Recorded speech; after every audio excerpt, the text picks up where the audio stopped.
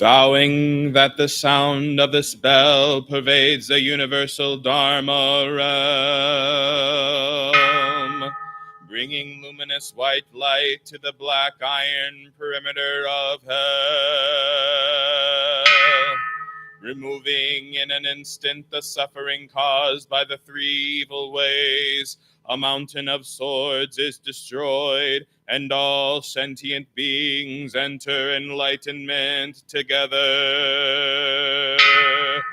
Homage to the master teacher, Vairocana Buddha, compassionate Lord of the lotus-born universe, expounding the treasured verses of the sacred golden text contained within precious causes written in jade scrolls. Each dust mote interpenetrates and the universe becomes one. Every realm is united with all other worlds. The truth is contained in the 1,095,048 worlds of the utmost vehicles, consummating teaching. Homage to the Avalokitesvaka Sutra, expounded by the Buddha. To understand the Buddhas of endless time, just penetrate this phrase.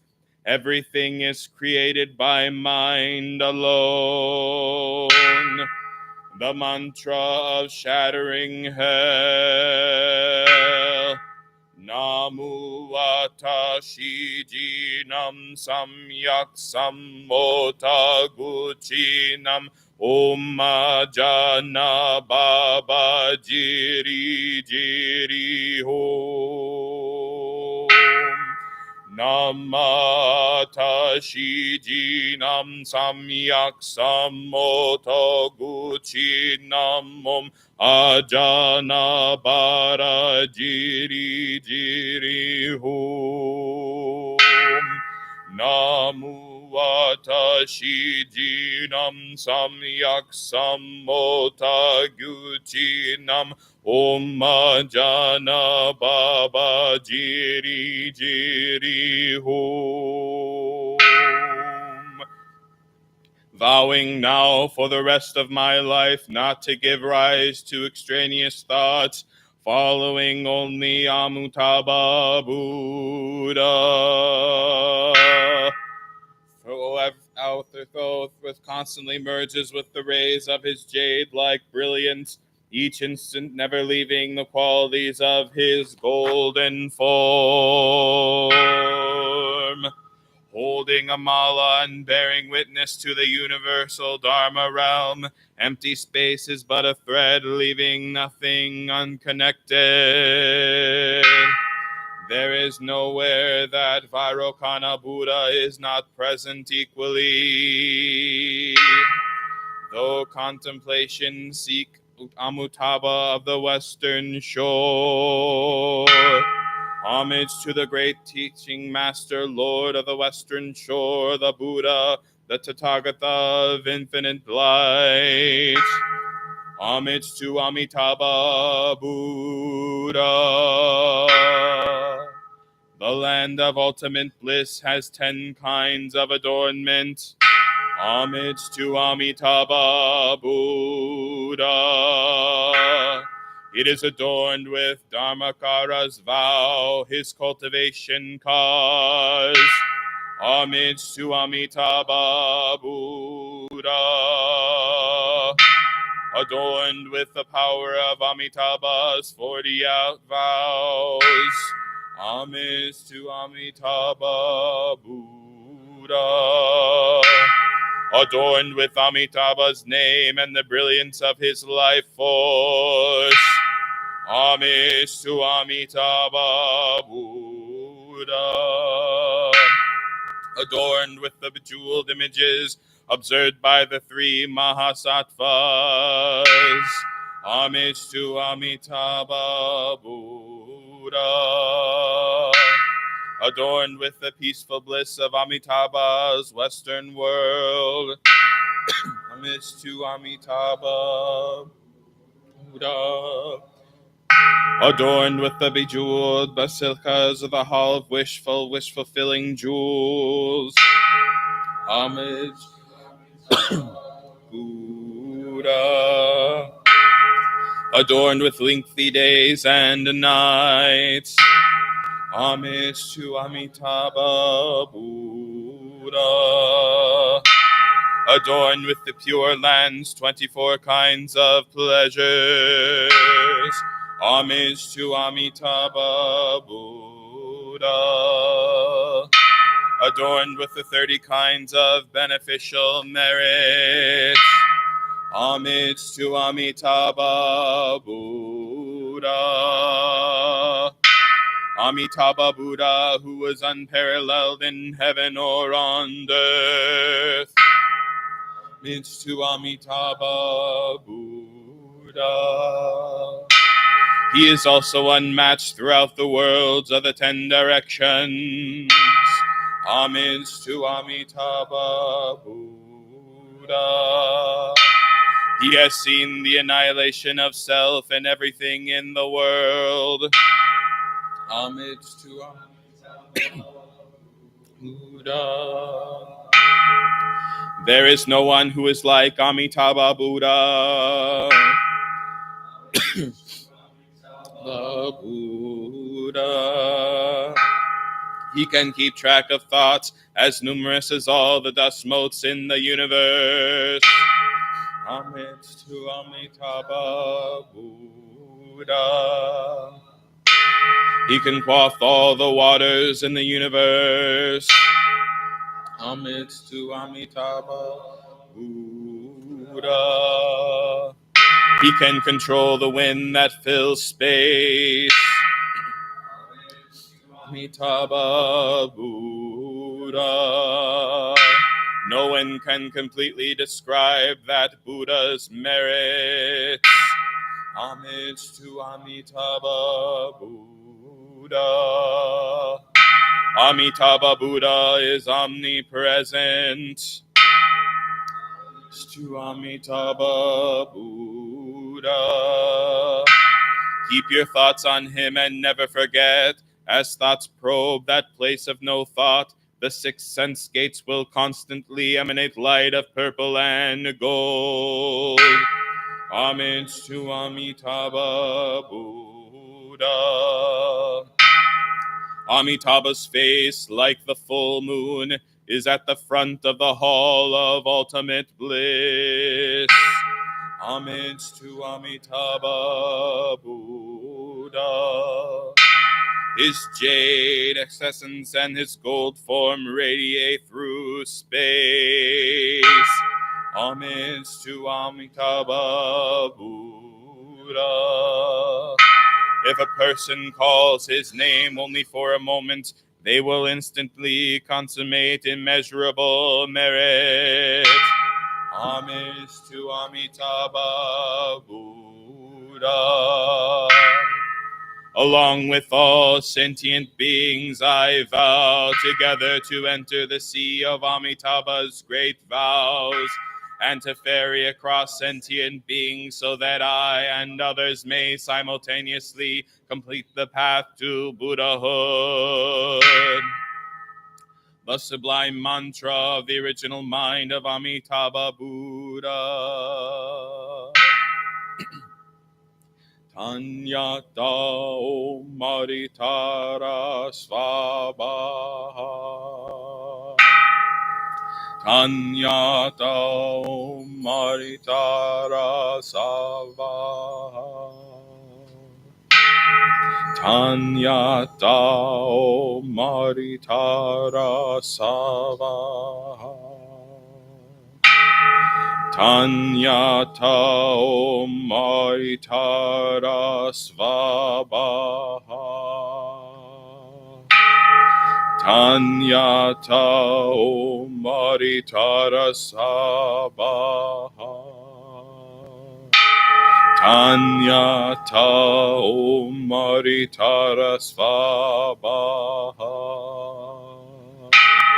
Tanyata Om Maritara Svabaha.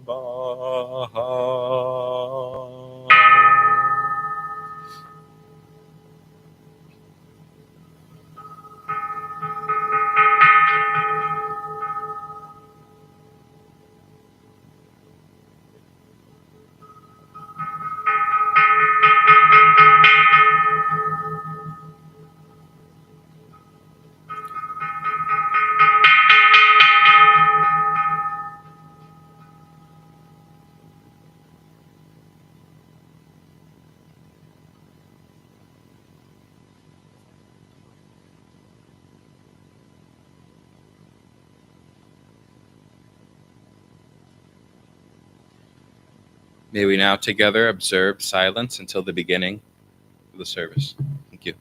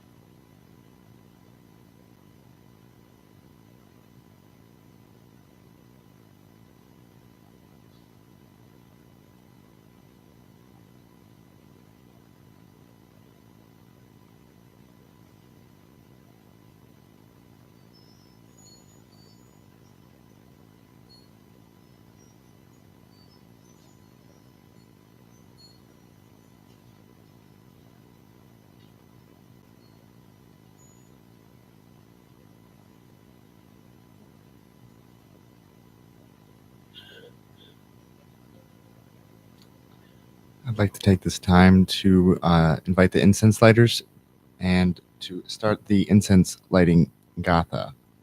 Should be on page 2 of our chant books now.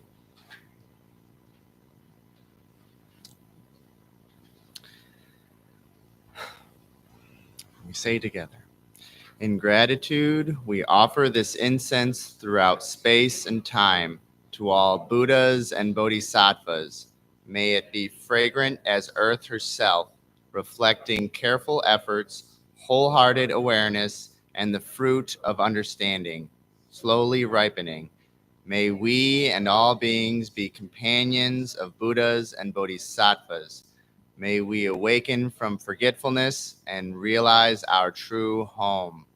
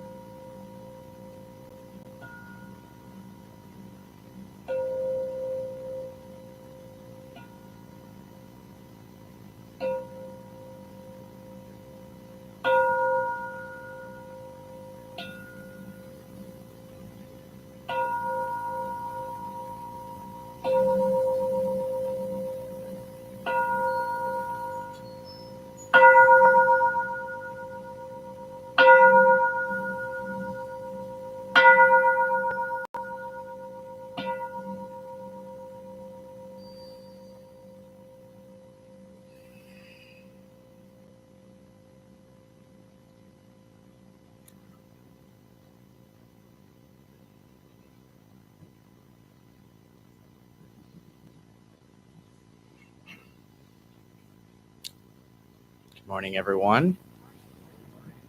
Some of you may notice I rang the bell more than 27 times. I actually rang it 68 times in honor of Tashi Wangdi. Today, before I get into the talk, I will also be honoring Yosei's departed brother. But before all that, I need to do courtesy announcements. So welcome to anyone who's new. If it's your first time, get oriented with the space. We have 2 bathrooms through the curtains and then another bathroom downstairs. If you want to rearrange your seats and sit next to somebody, you can do that. Or if you don't feel comfortable on the floor, you can move to a seat and vice versa. And when we're chanting, we try to chant together and with joy. And so now we will stand and greet one another.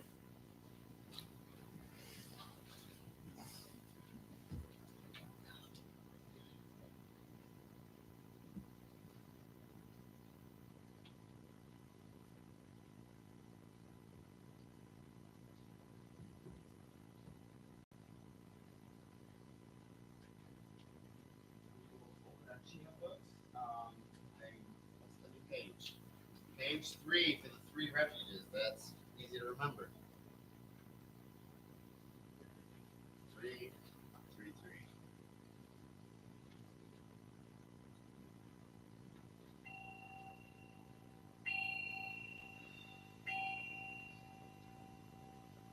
I go for refuge to Buddha, my deeply awakened mind, the living source of understanding and compassion, which must be cultivated to be known fully.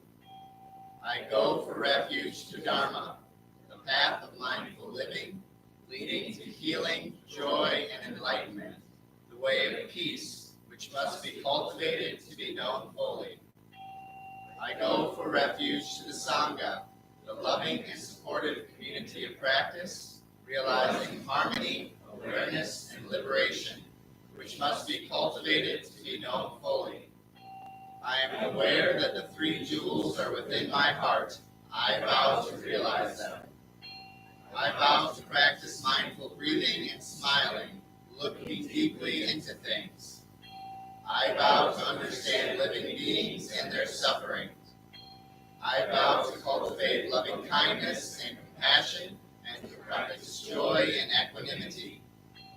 I vow to offer joy to one person in the morning and to help relieve the grief of one person in the afternoon. I vow to live simply and sanely, content with few possessions, and to keep my body healthy. I vow to let go of all worry and anxiety in order to be light and free. I am aware that I owe so much to my parents, teachers, friends, and all beings. I vow to be worthy of their trust, to practice wholeheartedly, so that understanding and compassion will flower, and I can help living beings be free from their suffering. May the Buddha, the Dharma, and the Sangha support my efforts. May the Buddha, the Dharma, and the Sangha support my efforts. May the Buddha, the Dharma, and the Sangha support my efforts.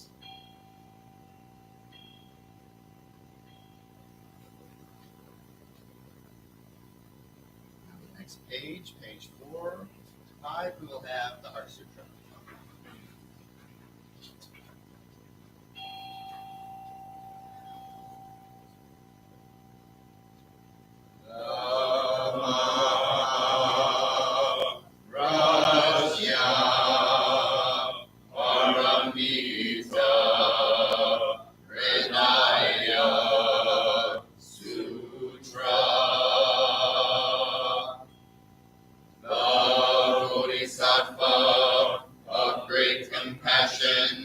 From the deep practice of prajna, paramita, receive the emptiness of all 5 skandhas and deliver all beings from their suffering.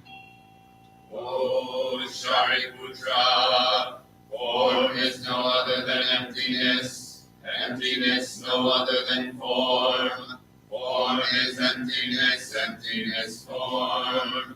The same is true of feeling, thought, impulse, and consciousness. O Shariputra, all dharmas are empty. They are not born nor annihilated. They are not defiled nor immaculate. They do not increase nor decrease. So in emptiness, no form, no feeling, no thought, no impulse, no consciousness. No eye, ear, nose, tongue, body, mind. No form, sound, smell, taste, touch, or objects of mind. No realm of sight. No realm of consciousness.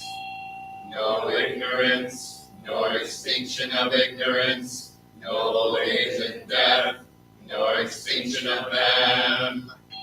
No suffering, no cause of suffering, no cease from suffering, no path to lead out of suffering, no knowledge, no attainment, no realization, for there is nothing to attain. The Bodhisattva holds on to nothing but prajna, paramita. Therefore the mind is clear of any delusive hindrance. Without hindrance there is no fear. Away from all delusive views, one reaches final nirvana. All Buddhas of past, present, and future, through faith in prajna, paramita, attains the highest perfect enlightenment. Know then the prajna, paramita, is the great Dharani, the radiant, fearless mantram, the utmost supreme mantram, which is capable of allaying all pain. This is true beyond all doubt. Proclaim now the highest wisdom, the prajna, paramita. Gate, gate, paragate, parasangate, bodhisattva. Gate, gate, paragate, parasangate, bodhisattva. Gate, gate, paragate, parasangate, bodhisattva. Dhamma, prajna, paramita, hridaya, sutra.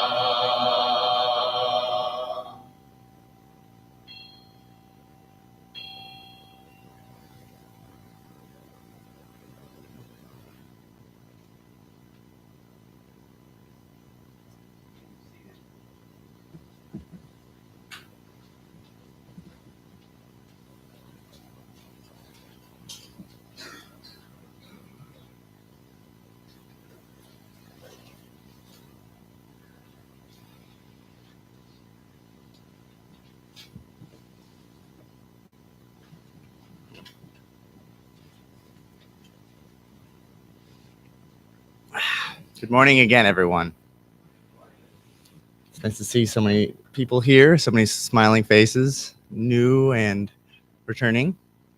My Dharma talk today is titled Embracing Impermanence, and it's dedicated to Tashi Wangdi. Thank you. And so impermanence is a main teaching of the Buddha. As you study and learn more about Buddhism, you'll hear about the 3 seals of the Dharma, the 3 Dharma seals, and impermanence is one of them. Everything is changing. Everything is born, grows old, and passes away, from animals to any organisms to humans to our loved ones, to the elements, to the stars. I mean, it goes all the way from the micro to the macro, and that this is one of the fundamental truths that the Buddha realized when he sat underneath the Bodhi tree, and something that permeates his teachings. There is a reading from the Dhammapada that I'd like to share. It's called Aging, or Age.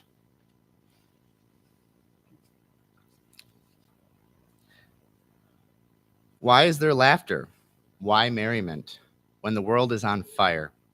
When you are living in darkness, why don't you look for light? This body is a painted image, subject to disease, decay, and death, held together by thoughts that come and go. What joy can there be for those who see that their white bones will be cast away like gourds in the autumn? Around the bones is built a house, plastered with flesh and blood, in which dwell pride and pretense, old age and death. Even the chariot of a king loses its glitter in the course of time. So too the body loses its health and strength. But goodness does not grow old with the passage of time. A man who does not learn from life grows old like an ox. His body grows, but no, not his wisdom.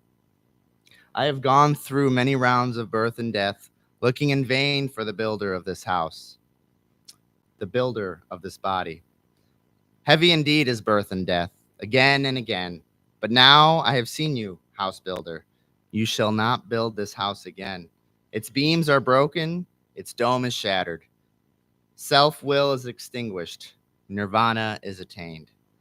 Those who have not practiced spiritual disciplines in their youth pine away like old cranes in a lake without fish.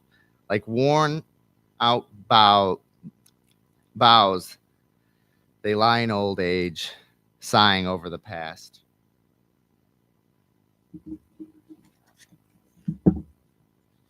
Thank you.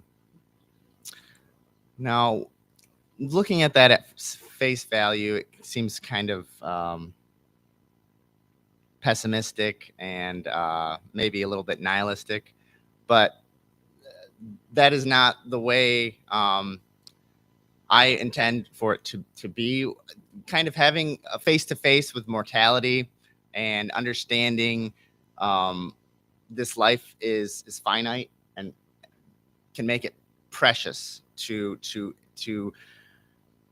value what you have, value your friendships, your relationships, those with your loved ones and with your friends and your family, and just really taking each moment to be grateful for the time we have, not to worry about death and worry about disease, but to live your life to the fullest. And that's what I get from this teaching, and why I kept coming back. Hearing about impermanence can be a bit daunting, but I appreciate its truth. And when I have to face it, for instance, I had my grandmother passed away maybe almost 2 years ago, or a little over 2 years ago. And that before that, I had an idea of impermanence, but that's when it really like hit me to the core. And I honor her still, but of course miss her. And I feel anyone who's lost a parent, a child, a loved one, a brother, a sister, my heart goes out to you. We have a beautiful shrine here honoring our past loved ones. It's called the Jizo Shrine. And if anyone feels that they want to honor anyone that's passed, friends, family, you can put a little memento on there, and it'll be preserved there. There is a contemplation that I handed out to everybody that I'd like to chant together. It's from Thich Nhat Hanh, and it's called the contemplation of no coming and no going. We say together, this body is not me. I am not limited by this body. I am life without boundaries. I've never been born and I've never died. Look at the ocean and the sky filled with stars, manifestations from my wondrous true mind. Since before time I have been free. Birth and death are only doors through which we pass, sacred thresholds on our journey. Birth and death are a game of hide and seek. So laugh with me. Hold my hand. Let us say goodbye. Say goodbye to meet again soon. We meet today. We will meet again tomorrow. We will meet at the source every moment. We will meet each other in all forms of life.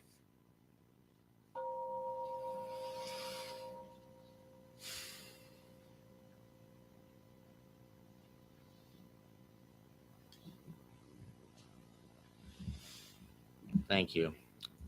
The first time I heard that, I had chills, tears in my eyes. I still have, they had these little square cutouts hanging up years ago. I want to say maybe 5 or 6 years ago, and I still have mine from the time I first read it. And I hope that you'll keep these or feel the same way of the power of this contemplation. I've read this at funerals. I asked if it would be okay to read this at my grandma's funeral, even though she was Christian and my family is Christian. I feel like this goes beyond religion, and it is just this feeling of we have each other always, maybe not in physical form, but in energy. In science, energy cannot be created nor destroyed. It's just transmuted. So that's something I try to remember when losing someone I love, or talking to somebody who's lost somebody. It can be hard. Saying I'm sorry for your loss, it seems kind of shallow, but I truly am sorry. And when people say the same thing to me, I honor it, and I appreciate when people really just take the time to just see me. And that is kind of all we really want, is to be seen, to be acknowledged. And that is really important. And when Yosei called me a few days ago, I knew I was giving my Dharma talk this weekend, and I didn't pick a title yet. So I thought it was kind of like divine timing. Yosei and I go way back. She's been coming to the temple for a while. And I remember the first time she came, she asked about a memorial service for her mother. And that was before, I was still in training as a Dharma disciple. And I wasn't sure how that would work. I was talking to my teacher, Hung Soo, and we made it work after the Lojong service on May 18th. And this was, I think, in 2022. And then we did another one in 2023 last year. And then this year I reached out to her, but I think she was in India at the time.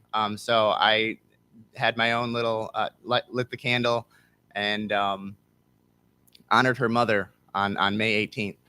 And today I have the honor of honoring her brother. And I'd like to take this time to let her share a few words for her brother. We have a mic coming to you, Yosei.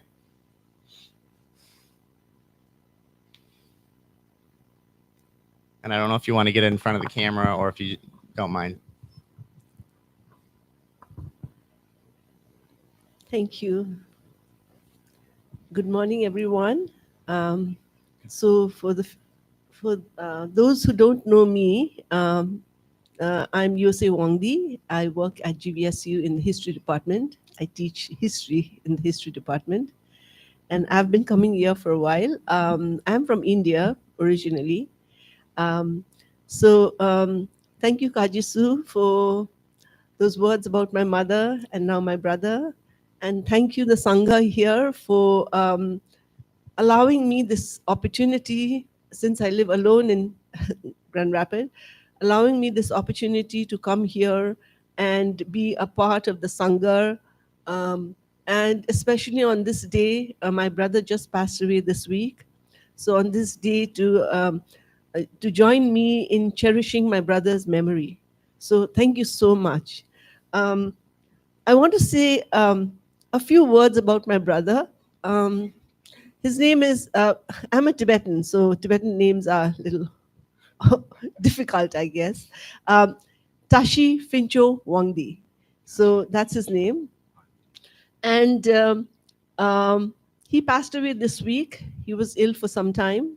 Um, my brother, I'm remembering my brother and his legacy, I guess, to me, to the family, and all those who touched his life. Uh, my brother was a unique person. Professionally, I think he was accomplished. He was an electrical engineer and who joined the Indian Army and worked as a garrison engineer for many, many years. So he had a lot of people working under him. But let me talk about his nature. Um, he was extremely unique person because he was so silent. He was the most silent human being I have ever had the good fortune to meet in my life. And as I go through life, I look back at him and I think, wow, such a person was also in my family. Um, he was so silent that especially when there's any kind of confrontation anywhere, anywhere at all, he would just get up and walk out of the room. So, so when we are discussing something in the family and he's also sitting there, suddenly we look and his chair is empty. He just walked out without saying a word to anyone. He just walked out. And there was no reaction. So come hail, come storm, come earthquake, come anything, there was no reaction from him. He had no reaction in his body. And so many people thought, this is weird. Many people thought something is wrong with him, he should go to a doctor. They even took him to a doctor. Yes, he even went to a doctor. And they thought he's depressed. That's why he's acting like that. But no, that is his nature. It was his innate nature never to be in a confrontation with anyone at all. So whatever the cost, he would not be in conflict, not even by look, not even by any attitude, not even by breath. He was so peaceful. He was so peaceful. So this is my memory of my brother. And I know now, we have many siblings in the family. And we make a lot of noise in the family, of course, as a lot of families do. So now we think, wow, he was a very special human being. So my mother would always say, I love the son. When he's in the house, it is so peaceful. It is so peaceful. So thank you so much. And I just want to read a few sentences from the Dhammapada. This is my favorite book. There are many translations of the Dhammapada. This is the one by Eknath Ishwaran. It's a really, really good book, and I just love this book. So there are times when I just open this book and I start to read excerpts from the book. So allow me to just read a few sentences from here.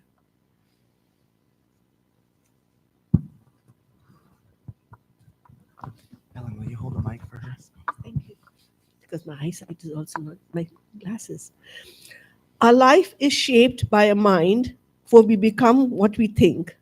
That is the essence of the Buddha's universe and the whole theme of the Dhammapada. If we can get hold of the thinking process, we can actually redo our personality, remake ourselves. Destructive ways of thinking can be rechanneled, constructive channels can be deepened, all through right effort and meditation. As irrigators lead water to their fields, as archers make their arrows straight, as carpenters carve wood, the wise shape their lives. The universe is hostile only when we do not know its laws. To those who know and obey, the universe is friendly. When understood, the Buddha's universe too is anything but alien and inhibiting. It is a world full of hope where everything we need to do can be done and everything that matters is within human reach. It is a world where kindness, unselfishness, nonviolence, and compassion achieve what self interest and arrogance cannot. It is simply a world where any human being can be happy in goodness and the fullness of giving. We have the path to this world in the Dhammapada. Thank you so much. Thank you, Yosei. Thank you.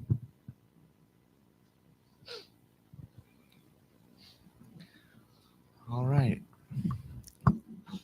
And I would like to, before we begin our meditation, I was gifted this 108 prayers from Hung Su, my teacher, and this one entitled Death I dedicate to your brother. Lord, Bodhisattva of compassion, great is the matter of birth and death. It touches every living being. All is impermanent and quickly passing away. My one foundation is you. May I awaken to my true refuge and not waste this precious life. For the Buddha taught that the doer of good rejoices in this world. The Buddha taught that the good rejoice in the next world too. Help me practice while I can, journeying on the great way. For when my body falls away, consciousness remains. May I walk the path of virtue, transcending life and death. And when I fail, may I find myself safe in your unfailing arms.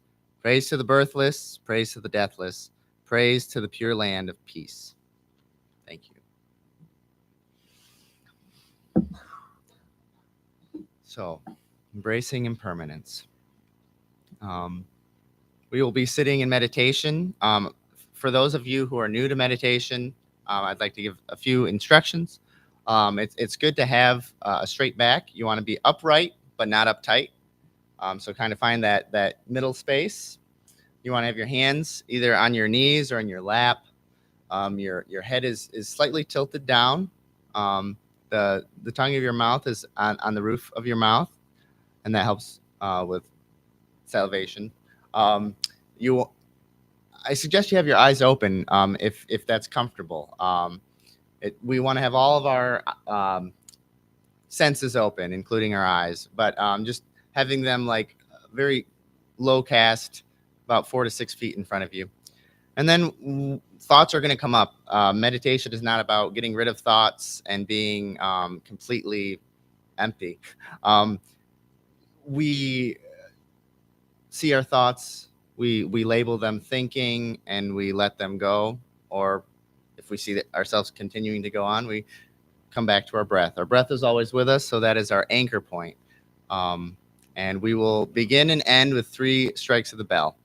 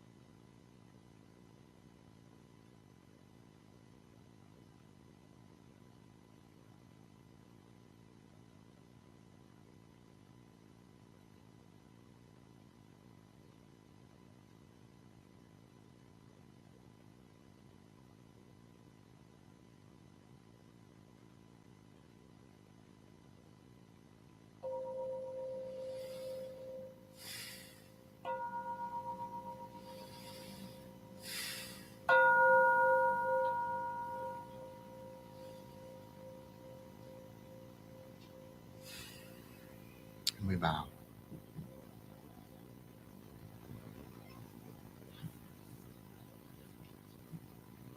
Thank you again, everyone.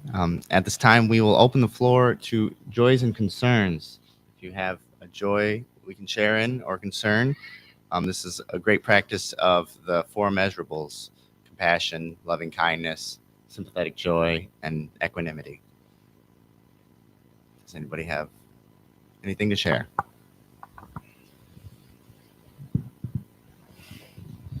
I haven't done a Ben update lately, so if any of you don't know who Ben Rudy is, he's part of our Sangha, but hasn't been here for a while because he had a bone marrow transplant. He went through a rough road and is home and was doing well until the middle of the night when he made a quick visit to the ER. His blood count, red and white, just took a dive, and so they filled up the gas tank with platelets, and he's back home again. And I know he watches every Sunday, so hey, Ben, hold space for him. Thank you.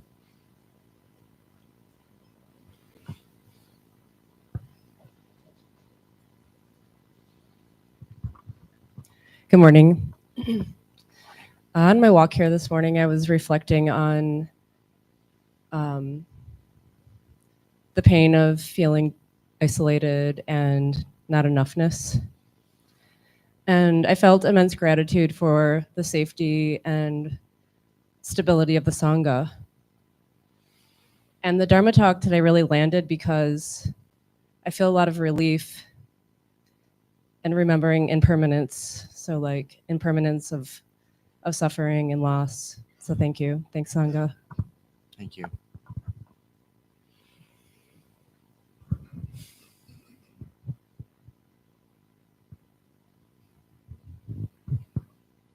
Morning, guys. Morning. Well, I made a big change yesterday. I just moved out of Guiding Light down the street at Division, and now I'm at the Iron House Sober Living Community down on 52nd and Eastern. And yeah, had a beautiful morning, slept until 7:30. It's definitely a late morning for me. Saw Craig walk by outside my window and had this picture perfect moment where I got to tap on the glass and wave to him. And all throughout the bus ride here, walking through the city, I'm at a point in my life like a bookend where, you know, today I walked into the shower with a can of Celsius in my hand, and a year ago it would have been a bottle of vodka. And I just have this feeling in my heart where I feel like I'm a kid again, up in Nagani, like getting up and just walking through downtown, walking through the caving grounds, and like I feel like everything's new. Like there's wonder in the world again. Just talking about impermanence, Shane, I just wanted to say, when you were talking about, we call it living life on life's terms, that everything is impermanent, that our mistakes our mistakes happened, but for better or worse, everything changes. Our mistakes don't have to define us forever. So I really appreciated your talk today. Thanks so much. Thank you.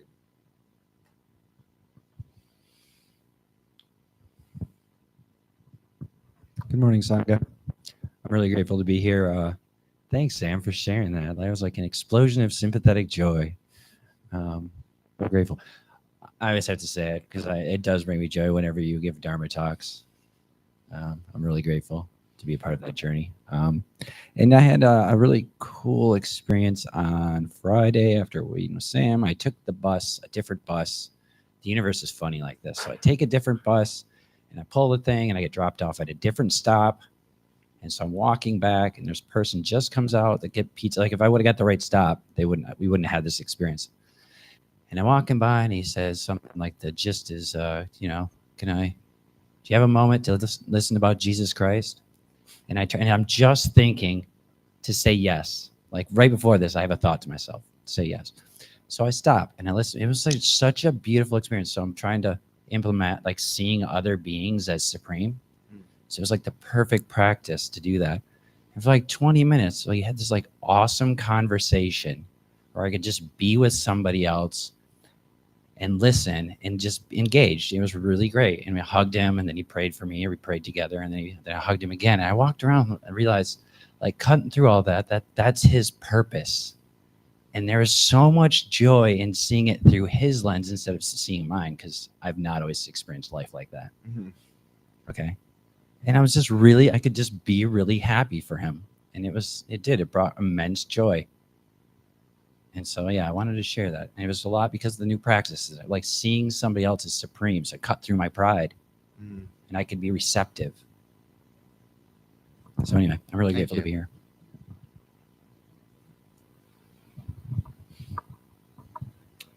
Anything from online?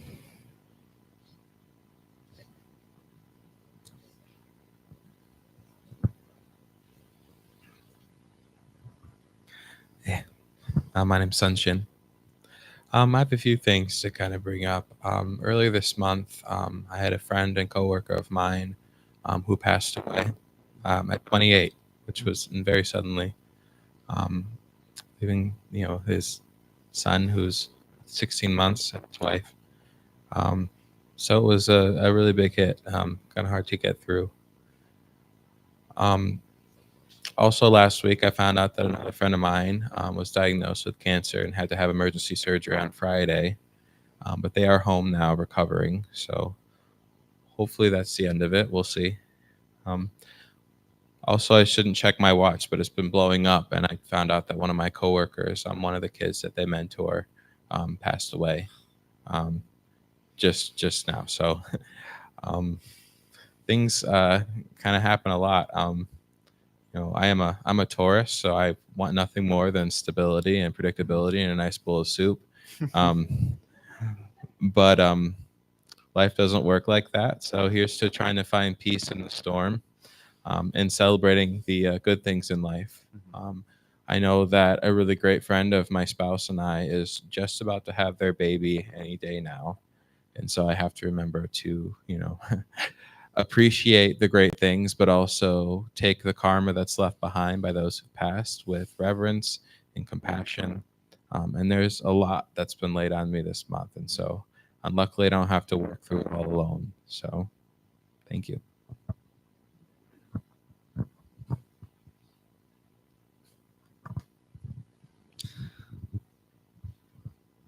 Hi, I'm Nikki.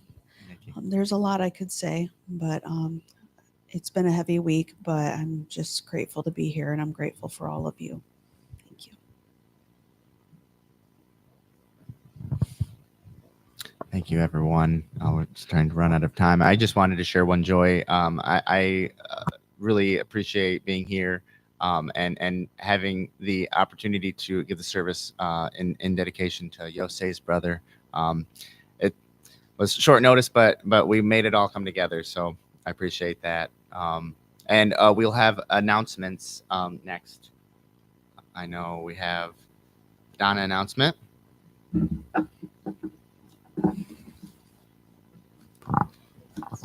You can use this. You got it.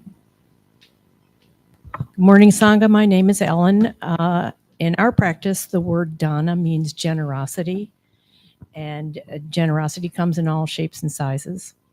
Certainly one is your time, being generous with your time. You're here right now sharing your time with everybody. That's big. If you would like information regarding donating your time as a greeter at the door, incense lighter, Dana announcer, please see this fellow right here, Jeremy. He puts all that together. Also, donating goods like I always say toilet paper and napkins and stuff like that. Check with Nikki. She's the one that guards the pantry. Also, financially, no one here at the temple is ever compensated for anything. Everything happens because they donate their time. So financial donation is always nice. We have Dana boxes at the end of the Dharma hall. There's also a QR code there that will take you to PayPal. You can drop a bill, a check in the box. Also, if you're watching on YouTube, there's a drop-down menu that will take you to PayPal where you can set up a one-time donation or do something regularly. Also, our website, zengr.org, has a donate button that does the same PayPal thing. So anything that you do, whenever you can do it, is certainly welcome. Thank you. Oh. Passing the mic off to Jan. I'm Poshi Janenstein, President and Secretary of the Board, and I wanted to follow the Dawn announcement and bring your attention to the new ritual and practice booklets. I don't know if you realize what went into that, but the Dharma Council put a lot of time and effort over the last year in compiling that and coordinating that with the preceptor and the bodhisattva programs. And so I want to thank them. That's an example of how they have volunteered and contributed to this Sangha. There was also a volunteer who proofread and formatted it. And so another example of how people become involved in making our practice come to life. And then thirdly, I want to bring your attention to an anonymous donor who covered the cost of printing for this booklet. And so all of that has been a phenomenal effort. And I wanted to share that with you because that is what this Sangha is about, community and pulling our together. And many thanks to all who contributed. Thank you, Ellen and Poshi. And we just have a few more announcements for September. Ongoing online meditation group Wednesdays, 6 to 6:45. You can join via Zoom. Contact Venerable Kunga Nima or see the newsletter for more information. We have our Dharma discussion group back in service on Thursday mornings, 9:30 to 11 a.m. at the temple. You can contact Reverend Jingsu Ryan Duffield or see the newsletter for more information. We also have our Avitamsaka Sutra group going on Thursdays bi-weekly. The next one is September 19th from 7 to 9 p.m. at the temple. And you can contact Will Arlington or myself, Juexin Su, Shane Wymer. And we have our board meeting, which is today. Sangha members are invited to observe, and that is from 11:30 a.m. to 1 p.m. in the temple community room, or you can join via Google Meet. And then we also have a fall silent retreat coming up Saturday, October 26th, 9 a.m. to 4 p.m. It's going to be here at the temple, and the registration ends Friday, October 25th, so you have plenty of time. Last thing, Buddhist space recovery meetings. We have 3 times a week. Mondays here, 6:30 p.m. is meditation. At 7 o'clock, we have the meeting. Wednesdays, we are at the Alano Club, room 4 downstairs, 6:30 p.m., 7 p.m. meeting. And then Fridays in the morning, it's still meeting at Garfield Park as the weather is still nice, from 10:05 a.m. And I want to say the meeting starts at 10:30. And for more details, please visit our website at zengr.org or see our new weekly newsletter. And I think that's it. We will stand for our closing gathas.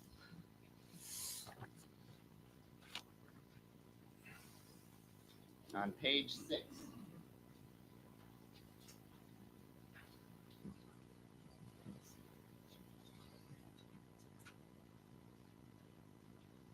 For all unskillful actions ever committed by me since of old, on account of my beginningless greed, anger, and ignorance, born of my body, mouth, and thoughts, now I atone for them all.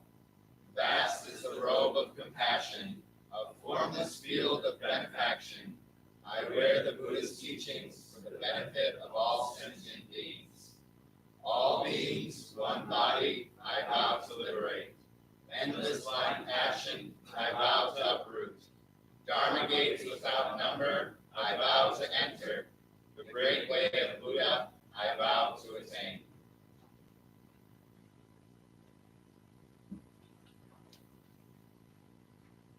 We will bow to each other and split things in half. Thank you all. We have tea and refreshments brought by Yosei to honor her brother. So please join us downstairs. And everything. Someone will come along to hand in the chant books. Thank you. Hey, you can keep those, doctors.